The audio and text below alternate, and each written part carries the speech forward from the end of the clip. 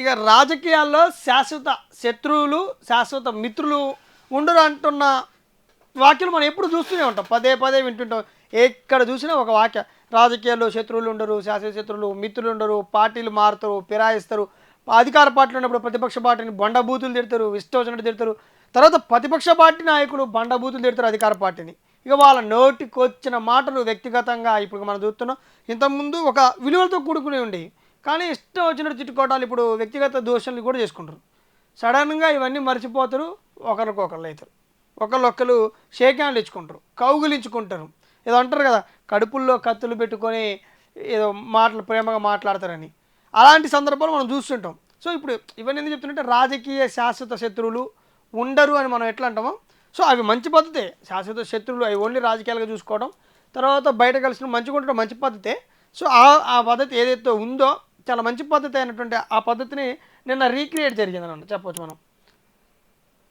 గతంలో TRS party అంటే ఇప్పుడున్న బీఆర్ఎస్ పార్టీలో కీలకంగా వ్యవహరించిన ఈటెల రాజేందర్, ఈటెల రాజేందర్ అటు ఉద్యమకారుడుగాను అటు కేసీఆర్కి అత్యంత సన్నిహితుడుగాను పేరు మోసిండు. అప్పుడు 2 సార్లు కేసీఆర్ క్యాబినెట్లో అధికారం ఉన్నప్పుడు, 2 సార్లు కూడా మినిస్టర్ ఉన్నప్పుడు, రెండోసారి ఉన్నప్పుడు తెలంగాణ పార్టీకి నేను కూడా బాస్ లాంటి వాడినే, నేను కూడా నెంబర్ 2 కేసీఆర్ తర్వాత అని ఆయన వ్యాఖ్యలు చేసిన నేపథ్యంలోనే ఇక ఏమో ఇక ఆయన మీద సడన్గా కేసులు కావటం, మంత్రి పదవి నుంచి తొలగించడం, ఆరోపణలు రావటం, ఆయన తర్వాత బీజేపీకి పోవటం అదంతా జరిగింది.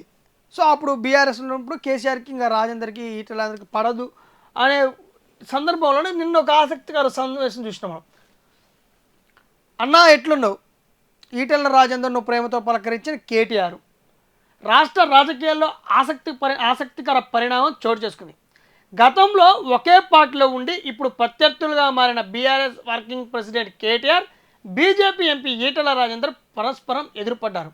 కరీంనగర్ మాజీ ఎంపీ వినోద్ కుమారుడి పెళ్లిలో ఈ ఆసక్తికర దృశ్యం కనిపించింది. ఇద్దరు నేతలు ఎదురుపడి పాత వైరాన్ని మరిచి పరస్పరం ఆప్యాయంగా పలకరించుకొని ఆలింగనం చేసుకున్నారు. ఈ సందర్భంగా కేటీఆర్ ఇక్కడే ఉన్న తన కుమారుని హిమాంశును పిలిచి ఈటలతో మాట్లాడించాడు. ప్రస్తుతం ఈ వీడియో సోషల్ మీడియాలో వైరల్ అవుతుంది. నెటిజన్ స్పందిస్తూ రాజకీయాలు వేరు, స్నేహం వేరని కొందరు, రాజకీయాల్లో శాశ్వత శత్రువులు ఉండవు అని మరికొందరు కామెంట్ చేస్తున్నారు. ఇంకా మనం చెప్పిందానే చెప్పుకున్నాం, రాజకీయాల్లో శాశ్వత శత్రువులు ఉండరు, శాశ్వత మిత్రులు ఉండరు అనేది మనం చెప్పుకున్నాం. ఎన్నోసార్లు చూసిన సందర్భం నిన్న ఇక్కడ కనపడుతుంది. గతంలో ఏదో సందర్భంలో వరదలు వచ్చిన సందర్భంలో అటు బండి సంజయ్ మీద చెయ్యి వేసి కేటీఆర్ మాట్లాడిన దృశ్యాలు చూసినా, ఇప్పుడు నేను ఈటెల రాజేందర్తో ఆప్యాయంగా అన్న ఎట్లో నన్ను పలకరించడంతో పాటు అటు ఇమాన్స్ అంటే ఆ పెళ్లికి కుటుంబం ఈ మాజీ ఎంపీ ఉండే బోయినపల్లి వినోద్ ఆయన కుమారుడు పెళ్లి జరిగితే ప్రోగ్రాంకి అందరూ పోయారు, ఇక అంతా ఒకటే జిల్లా వాళ్ళు కాదు, అందరూ పోయారు, అంత పాత పరిచయాలు కాదు. పోతే కేటీఆర్ కుటుంబంతో సాగపోతే ఈటెల కనపడగానే కొడుకును పిలిచి పలకరించి, గతంలో ఉద్యమం సమయంలో అటు ఉన్న సమయంలో కేటీఆర్ కొడుకు హిమాన్ చిన్నపిల్లగాడు ఉన్నప్పుడు ఆ ఈటల్ని ఎత్తుకున్న సందర్భాన్ని గుర్తు చేయడం అవన్నీ ఇప్పుడు సోషల్ మీడియాలో వైరల్ అవుతున్నాయి. సో ఇది చెప్పొచ్చు.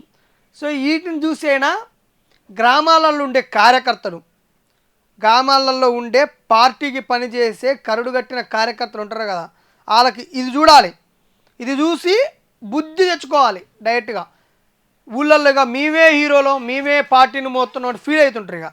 ఇక కాంగ్రెస్ వాడు కనపడితే బీఆర్ఎస్ వాడు మాట్లాడు, బీఆర్ఎస్ వాడు కనపడితే బీజేపీ వాడు మాట్లాడు, ఇక పొడుచుకుందాం, ఎప్పుడైనా కొట్టుకుందాం, నరుక్కుందాం అనే వేలు పోతారు గ్రామాలల్లో కార్యకర్తలు.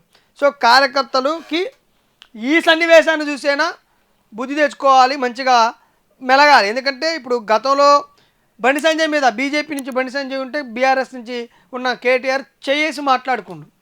తర్వాత ఇలా ఎన్నో గొడవలు 2 సార్లు క్యాబినెట్ చేసినాక బయటికి పంపించి కేసులు పెట్టి అన్ని చేసినాక అదే బీఆర్ఎస్ పార్టీ, అదే పార్టీ చెందిన కేటీఆర్ ఇలా పార్టీలో కీలకమైన నాయకుడు ఈటెల రాజేందర్తో అన్నా ఎట్లనో ఆప్యాయంగా మాట్లాడుతుండు.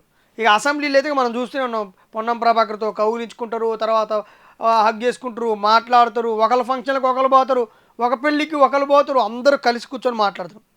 సో ఈ సన్నివేశాలు చూసి గ్రామాల కార్యకర్తలు బుద్ధి తెచ్చుకోవాలి అసలు. ఎందుకంటే రాజకీయాలు పార్టీల వరకే, ఇళ్ళ దాకా రావద్దు. ముఖ్యంగా చెప్తున్నా, గ్రామాలలో నా పార్టీ నీ పార్టీ అని కార్యకర్తలు పగలు పెంచుకుని ఫైట్లు చేసుకొని కేసులు పెట్టుకునే కార్యకర్తలు ఈ సందర్భాన్ని ఈ సన్నివేశాన్ని చూసినా మరోసారి బుద్ధి తెచ్చుకొని పార్టీలకే చూసుకొని కుటుంబాన్ని చూసుకొని బంధుత్వాన్ని బంధుత్వంగా మెయింటైన్ చేసుకుంటే బాగుంటుంది.